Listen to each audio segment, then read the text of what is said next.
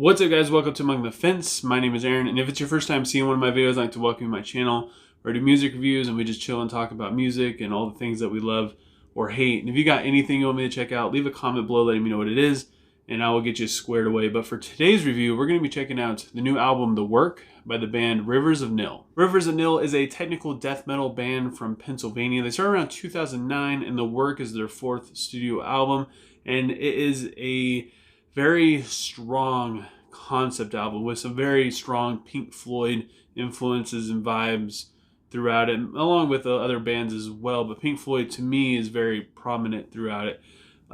This is going to be kind of a longer video because I'm going to try to unpack everything that this album is, because there's a lot to it. It's an hour and 7 minutes, give or take. And I'm going to try and go song by song just because each one has so much to offer in terms of the concept specifically. And the concept of The Work is just that. It's the work, but it's not like your typical 9-to-5 day job or anything like that. It's more of the work of just living. It's the little things you have to do throughout life, because life is a lot of work. You got to put in work to keep up relationships. You got to get your hair cut. You got to do laundry. You got to, your shirt rips, you got to buy new clothes, there's just a lot of stuff you got to do.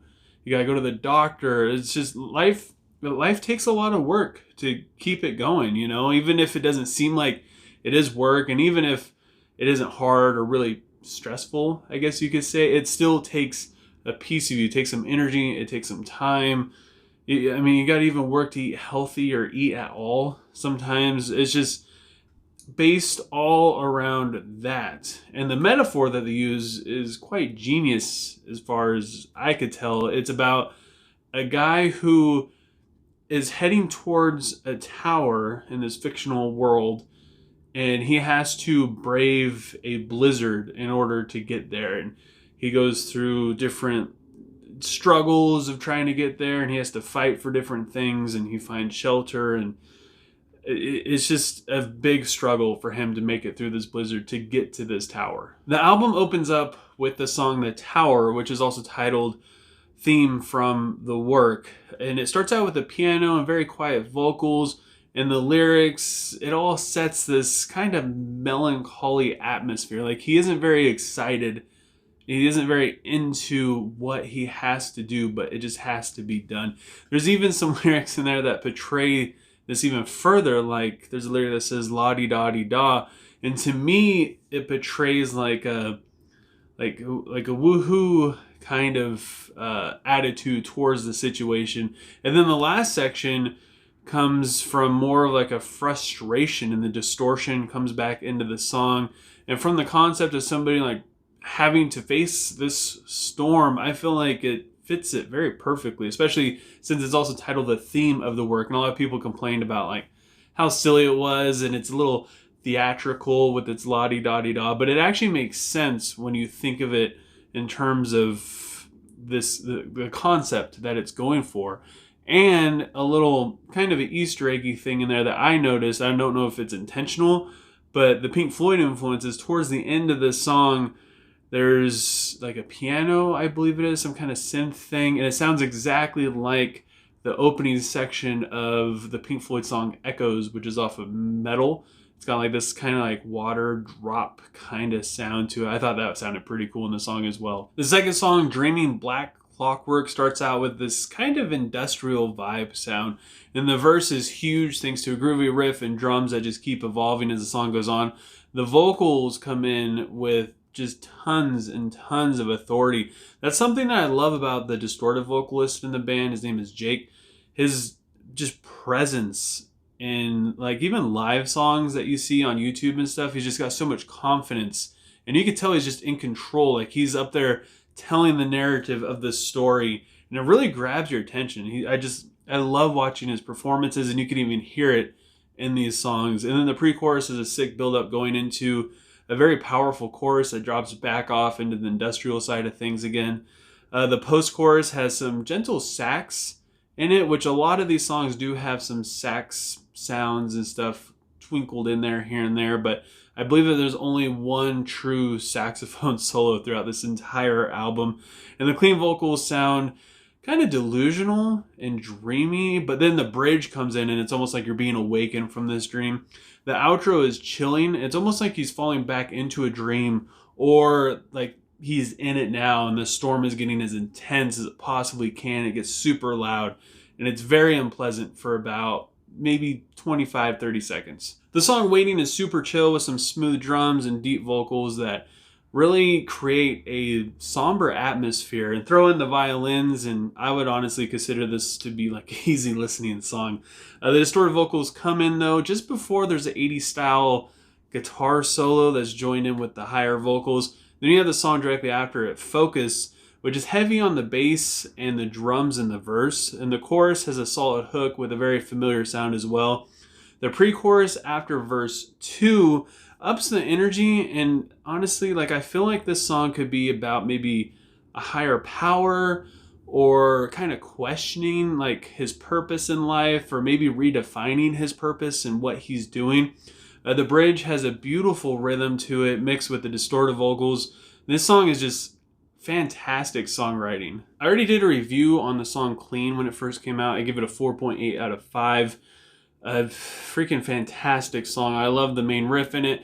Portrays like the monotony of it. It's very dark sounding. Like when I hear it, I can imagine somebody working in like, I don't know, like a coal mine or something. Like just a very depressing atmosphere. And going off of the lyrics of I want your money, I want your time, I want your patience and your pride, I feel like it could either be based on religion or, yeah, like working for an employer, and the lyrics, it just all fits that theme very well. I will say that the verses that get a little bit more quiet, more atmospheric, they can kind of be a bore and a drag to people. But again, it's portraying the bore and the drag and the monotony of having to work and having to go to work. And it also has more Pink Floyd vibes in it. Some of the synth stuff portrays like, I don't know, Welcome to the Machine, or maybe even Sheep. Now that we're in the back half of the album, I feel like this is where things start to pick up a little bit and the energy starts to be there. And I feel like this is where fans, especially their older work, might start to enjoy themselves a little bit more, because it's not quite as slow.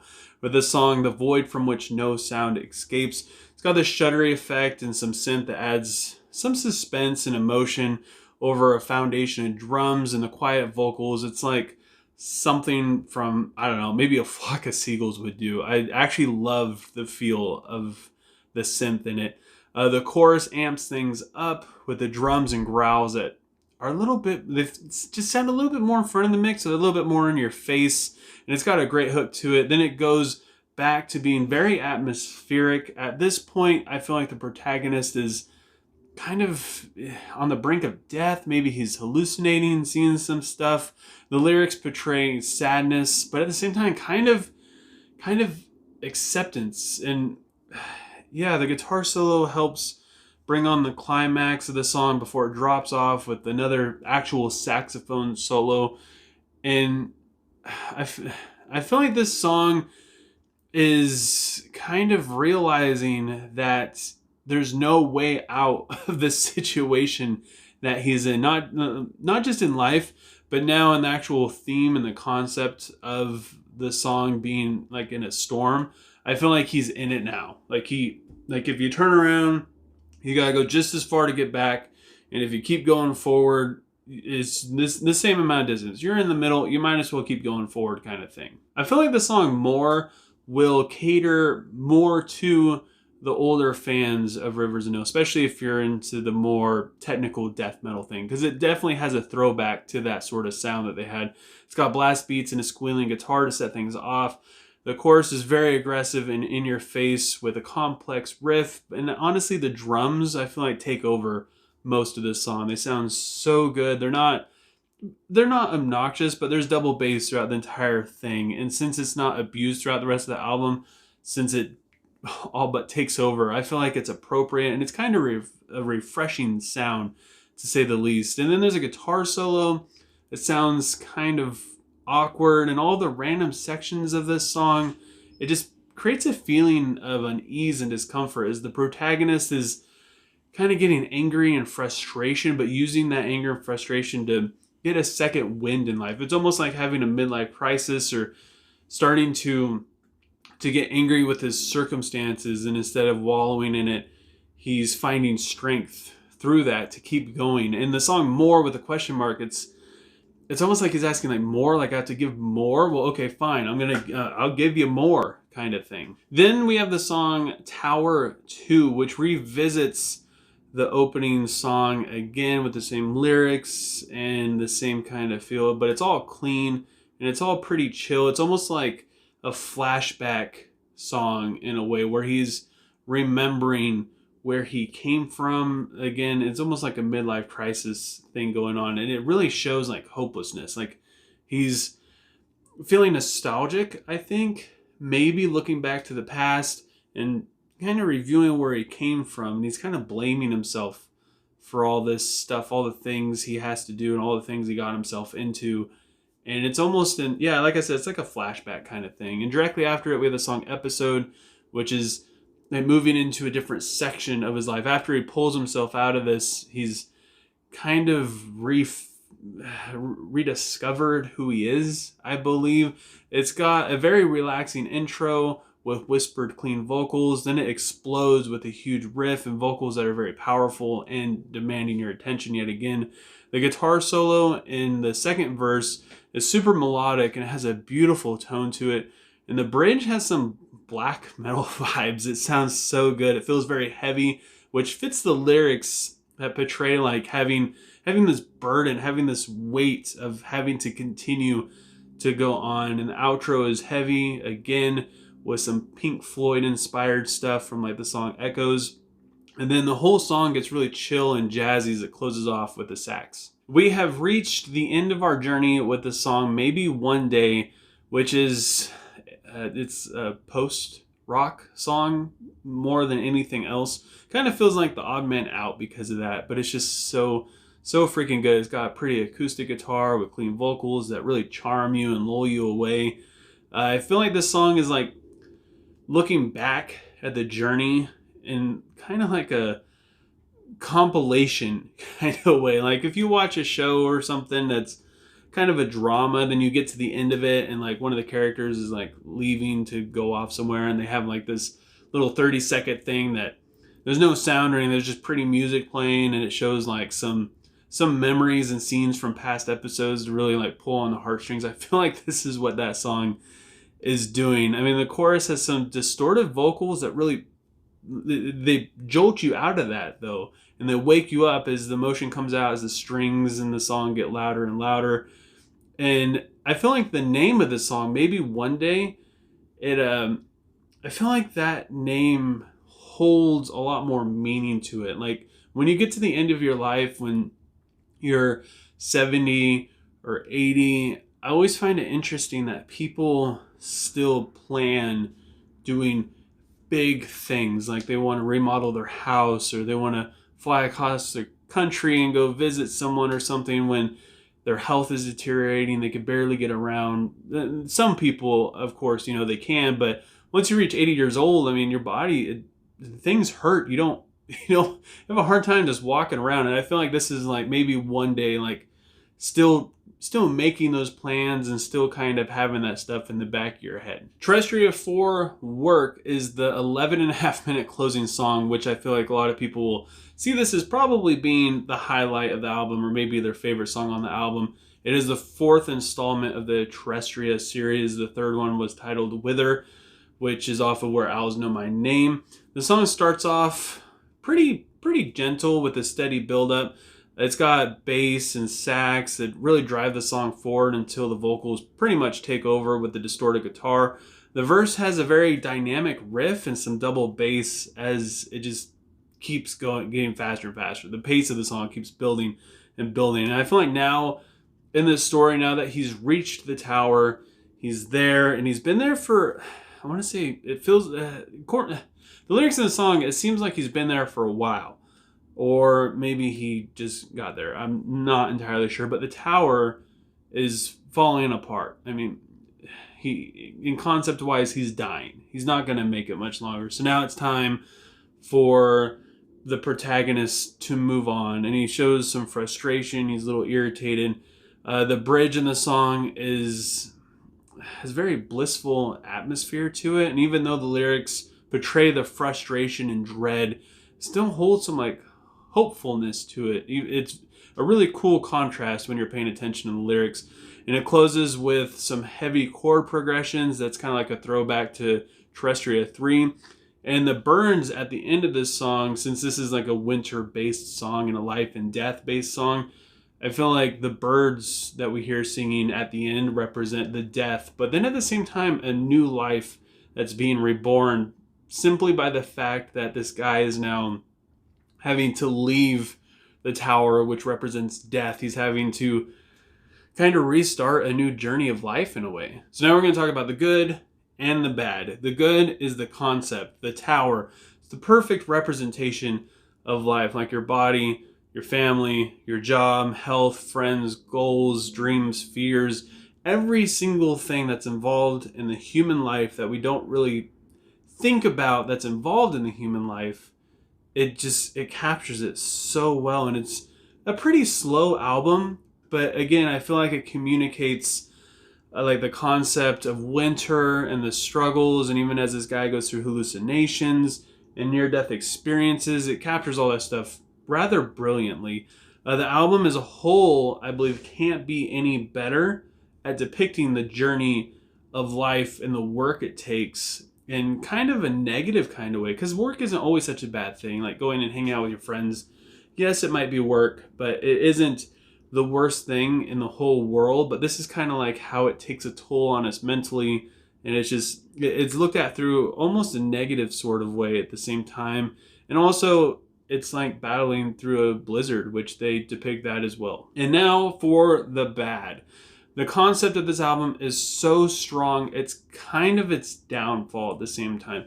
Like, it's currently hard for me, at least, and I know other people I've talked to sit down and just enjoy like one or two songs just picked out from this album, just because it's like you're picking out like a chapter of a book and just randomly reading it, and you kind of feel lost. Even if it sounds good and you know you enjoy it, it still just doesn't really hit that hard. But I know that with more listens, it'll get better, and different songs will stand out more. It's like when you watch a movie multiple times, you kind of pick and choose which parts hit you the most. I feel like that's how this album is going to be. But the slower pace of this album, it might fit the theme really well.